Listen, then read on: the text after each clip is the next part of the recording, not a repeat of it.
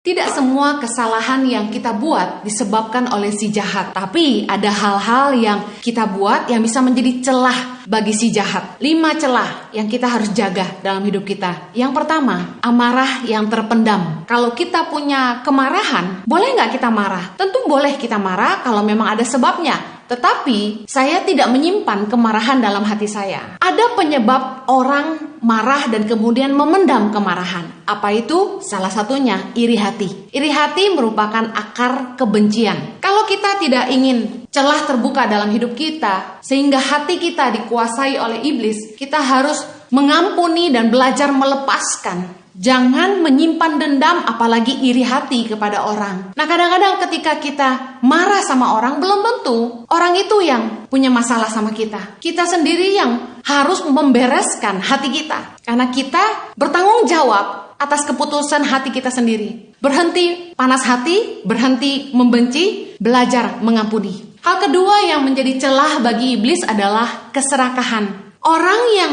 tidak menjaga hati, tetapi cinta uang, berani mencuri, jelas akan dikuasai oleh roh jahat. Banyak orang yang kelihatannya selalu ada di rumah Tuhan, dekat dengan hamba-hamba Tuhan, bahkan mungkin pelayan Tuhan. Tapi kalau hatinya cinta uang, akan mudah dirasuk iblis. Hal ketiga yang membuat celah bagi iblis masuk dalam hidup kita adalah ketidaksehatian, unsettled problem. Celah yang keempat yang merupakan celah bagi iblis untuk masuk dalam hidup kita adalah keangkuhan. Kalau kita tidak mau ditunggangi oleh iblis, jangan sampai kita sombong, karena ketika kita mulai tinggi hati, iblis mulai pegang kendali. Celah yang kelima adalah kemunafikan. Ada orang-orang yang kelihatan baik di tengah-tengah jemaat. Ada orang yang kelihatan baik di gereja, rajin beribadah, menyebut dirinya pelayan Tuhan. Tapi dengan firman Tuhan berkata, kita harus memastikan bahwa kita punya nama baik juga di luar jemaat. Yang artinya gini, kita harus hidup benar di dalam dan di luar jemaat. Hidup kita tidak hanya baik di dalam, tapi kita juga harus jadi kesaksian bagi orang-orang di luar. Kegagalan banyak dari orang percaya adalah tidak mampu menghidupi apa yang mereka imani. Your acts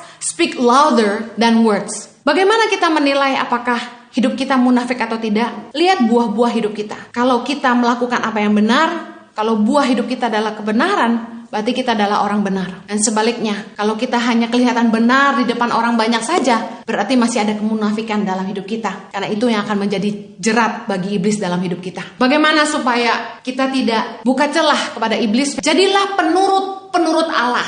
Submit artinya taat kepada Allah. Jadi anak-anak yang taat kepada firman-Nya. Kalau kita taat kepada firman dan tidak mengikuti godaan iblis dalam hidup kita, maka iblis akan pergi.